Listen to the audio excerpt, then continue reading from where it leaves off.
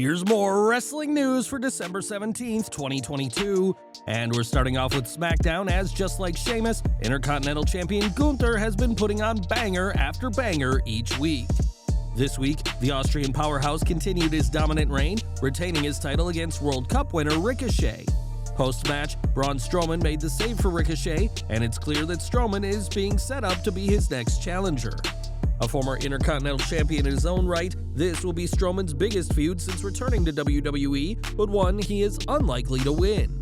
It's been reported that Gunther vs. Brock Lesnar is the working plan for WrestleMania 39, and WWE will want to keep the Austrian looking strong for that match. Between that and how dominant Gunther has been so far, expect Strowman to put up a challenge before becoming the latest sacrifice to the leader of Imperium. Next month, WWE will kick off the road to WrestleMania at the Royal Rumble event, which for the 6th year in a row will feature a men's and women's Rumble match. Surprise entrants make these two 30 superstar matches two of the most exciting bouts of the year, and one huge name has been rumored. In The Observer, it's said that at one point, Kairi had been rumored within WWE to be a part of the Women's Rumble match, but those rumors were from months ago. It's added that these rumors came before Kairi became the first IWGP Women's Champion, a title she'll defend January 4th next year at Wrestle Kingdom. Kairi's big title defense will come against Tam Nakano, and there has been rumors that she'll defend against Sasha Banks when the time is right, but we can't count out the Pirate Princess bringing her IWGP Women's title to Texas for next month's Royal Rumble. Over to AEW now, as this month has seen the company pick up one of their most important names ever, but he's someone you'll not see on TV. Instead, Michael Mansory will serve backstage as a senior vice president and co-executive producer with Tony Khan after working for 11 years with WWE. Mansory has been brought on board to improve the TV production quality, and he's coming with some changes to be made. In The Observer, Dave Meltzer writes that part of the deal for Mansory being hired is that Warner Bros. Discovery and Tony Khan have decided to change the look of their television programming. These changes to AEW TV will begin popping up next month, but there's no confirmation at this time just what exactly will be changed. During his time in WWE, Mansory reached the heights of being the promotion's vice president of global television production, and expect a different-looking AEW in the new year. More from AEW as Action Andretti got the biggest win of his career on this week's Dynamite, defeating Chris Jericho. After the match, Tony Khan confirmed that Andretti is All Elite, having signed him to a contract, but that isn't really the case. The Wrestling Observer newsletter reports that Andretti has actually been signed for months after Jericho saw the young star competing in a taping for the October 11th Dark. That match saw Andretti lose to QT Marshall, but Jericho went to Tony Khan immediately after the match and requested a program with the 24-year-old. Not only did Khan agree, but he signed Andretti to a contract, a sign of great faith in both Andretti and a sign of faith in Jericho's ability to pick out stars. Now Andretti is under contract and the future looks bright, but it'll be up to him and AEW's creative to keep his momentum going. For over half a year, Naomi has been missing from WWE TV as she's been serving a suspension for walking out of the May 16th Raw with Sasha Banks. While we know that Banks has left the company, little is known about Naomi's plans, as she still needs to make a decision. In The Observer, it said that nothing has been said about Naomi as of late, and that she has to make a decision whether to sign with WWE or leave very soon. At the time of her suspension, it was reported that Naomi's contract with WWE was set to expire, and now it looks like that time has come. Naomi had originally wanted to return with Banks as a team, but with Banks' future in New Japan, that won't be happening. Now Naomi's options are to quit the wrestling business, try her hand in another promotion, or return to the WWE without Banks, and whatever she decides, a decision will have to come soon.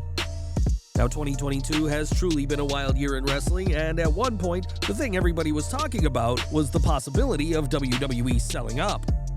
It was earlier this year that Nick Khan said that WWE would examine all offers to be obtained by a bigger company, with giants like Netflix and Apple just two of the businesses showing interest. So far, WWE hasn't sold to a bigger company, and as explained in The Observer, that will never happen without a certain ex-CEO. As long as McMahon is looking at returning, the company can't be sold. If the company is sold, he would have no power to return. His power is because he is both the largest shareholder in the company, and more importantly, the way his shares are determined as far as voting goes that he put together when the company went public to make sure he could never be voted out of power. McMahon may be gone, but it was reported this week that he is planning a comeback to WWE, believing he was given bad advice to retire in July of this year. Even if he never returns, McMahon's status as majority shareholder makes him one of the most powerful men in WWE, and a sale will only happen if he allows it. On WWE TV, Rhea Ripley has been able to share some incredible feats of strength, including picking up and slamming members of the OC. At a recent WWE live event, the Australian once again showed her strength, this time by giving Damian Priest a very literal helping hand. In a clip shared online, the 136-pound Ripley can be seen carrying the 249-pound Priest, and did so with relative ease. Priest and Ripley have been the two members with the Judgment Day the longest, and for the former Raw Women's Champion, carrying her much larger male allies is proving to be one easy task. In September, Braun Strowman returned to WWE 15 months after his release from the promotion. It had been noted that Strowman's agreement to return has seen him work directly with Triple H, who recently had to pull the Monster Among Men out of a funk. Speaking to CBS Sports, Strowman revealed that he came to Triple H for advice recently, as the former Universal Champion was far from feeling his best. I literally had a conversation with Triple H about this a week ago, because I was in a little bit of a mental funk the other day, and he's always so positive, always so chip, always so smiling and excited, and I went to him and I was like, H, how do you do this? He's like, what do you mean? I said, how do you keep such a positive mindset and balance all this stuff in life? I'm nowhere near as busy as you. And I was like, you have this all together. And he goes, Braun, you think I have this all under control? He's like, dude, I'll tell you the biggest piece of advice I've ever gotten in my life. Control the stuff that you can and don't worry about the rest of it. We don't know what caused his funk, but we do know that Strowman has been pitching huge ideas, including a feud with Roman Reigns, but all his suggestions have been shot down. Strowman is earning less on his current WWE deal than he was before his release, but Triple H once again proved why he's WWE's leader by helping the Monster Among Men out. While Hacksaw Jim Duggan was one fierce competitor in the ring, it's been years since he last wrestled. But the WWE Hall of Famer recently proved he's not someone to mess with. Speaking with Wrestling Inc., Duggan explained that last week, his South Carolina home was broken into by an intruder in his mid-20s on December 8th at 6:45 p.m. local time. Duggan said that he used his wrestling past to tackle the man to the ground and grabbed his .44 caliber pistol to hold the intruder at gunpoint. The man, said to be hysterically frightened, claimed that people from a nearby home were coming to kill him and knocked on many doors before climbing over Duggan's fence to enter through his unlocked door. Duggan and his wife Deborah ultimately did not press charges, but kept the intruder at gunpoint until the Kershaw County Sheriff's Department arrived.